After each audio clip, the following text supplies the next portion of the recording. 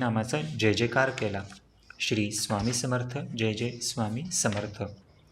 अनुभव क्रमांक 99. मैंदर्गी येथील मुसलमान जमादार. याच मैंदर्गी गावी एक मुसलमान जमादार सरकारी नोकरीवर होता. बंदीखान्यातील कैद्यावर देखरेख करण्याचे त्याचकडे काम होते. एक दिवशी सायंकाळी कैदी तुरुंगात घालण्याच्या वेळी एक कैदी जमादाराची नजर चुकवून पळून जाण्याकरता कोटाचे खंदकात लपून बसला. रात्री कैदी मोजताना एक कैदी कमी असल्याचे जमादाराच्या लक्षात आले. तेव्हा त्यास फार वाईट वाटून झालेल्या गोष्टीचा काय परिणाम होतो याची काळजी पडली. नोकरी करता करता म्हातारपण आले. आता पेन्शन घेऊन घरी बसण्याचे दिवस आले असता असा प्रसंग आला, म्हणून त्यास पराकाष्ठेचे दुःख प्राप्त झाले. जमादार श्री समर्थांचा भक्त होता. श्रींचे स्मरण करून त्याने प्रार्थना केली की पळालेला कैदी सापडून आपल्यावर आलेले दूषण टाळल्यास नोकरीचा राजीनामा देऊन जन्मभर श्री स्वामींची सेवा करेन.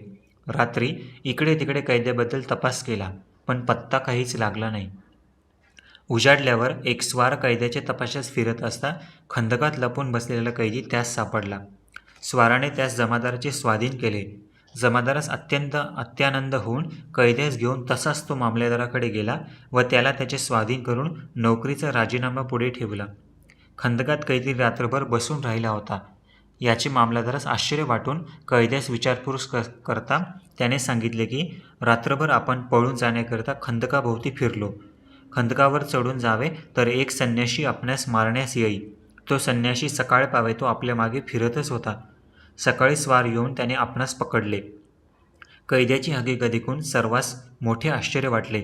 जमादाराची खात्री झाली की आपले संकट श्री स्वामी समर्थांनी दूर केले व पूर्वीचे संकेताप्रमाणे नोकरी सोडून जमादार अक्कलकोटास जाऊन श्री स्वामींची चरणी लागला. सर्व संघ परित्याग करून जमादार महाराजांच्या सेवेत तत्पर राहिला. पोटाचा कोणताच उद्योग तो करीत नसे. दुपारचे 12 वाजता चोळप्पाने 2 भाकरी यास देई. दुपारचे 12 वाजता चोळप्पा 2 भाकरी यास दे म्हणून महाराज चोळप्पास आज्ञा करीत. याप्रमाणे 8 दिवस क्रम चालला. चोळप्पा लोभी असल्याकारणाने 2 भाकऱ्या देण्याचे त्यास जड वाटू लागले. जमादारास महाराजांजवळ बसण्याची त्याने मनाई केली. जमादार लांब जाऊन बसू लागला. महाराजांनी हे पाहून एक दिवशी त्यास जवळ बोलावले. आपल्या पायातील जोडा त्याच्या अंगावर फेकून गावी जाण्यास आज्ञा दिली. प्रसाद क्षीर सावंद करून मोठ्या आनंदाने जमादार मैंदर्गीस गेला. चर्मपादुका घरात ठेवून मोठ्या भक्तीने तो त्यांची पूजा करू लागला. हिंदू साधूचा जोडा घरी आणून पूजा करतो ही गोष्ट जमादाराच्या बायकापोरास विषम वाटून त्यांनी जमादारास घराबाहेर घालवून दिले. बाहेर एक पडके घर होते, त्यात जमादार जाऊन राहिला. स्वामी कृपेने त्यास गावातून आयते भोजन मिळू लागले. श्री स्वामी भक्त म्हणून जमादार पुढे प्रसिद्ध झाला. त्याची कीर्ती ऐकून रोगी व व्याधीग्रस्त लोक त्याच्याकडे येऊ लागले. श्री स्वामीचे चर्मपादुका खालील माती जमादार त्यास देत असे. त्या प्रसादाने रोगी बरे होऊ लागले. तो मोठा सिद्धपुरुष बनला. ब्राह्मणही त्यास वंदन करू लागले. जमादार हमेशा अक्कलकोटास दर्शनास जाई. पुढे त्यास महाराज पीर साहेब या नावाने हाक मारीत. पुढे त्यास द्रव्यही पुष्कळ मिळवू लागले. ज्या बायकापोरांनी त्यास घराबाहेर घालवून दिले होते त्यांनीच त्याच्या मोठ्या प्रेमाने व सन्मानाने पादुकांसह घरी नेले. जग हे पैशांचेच आहे. मिळती शृंगारभूषणे कांता लवे बहुमानाने. जमादाराची बायको पुढे पतीची सेवा करू लागली.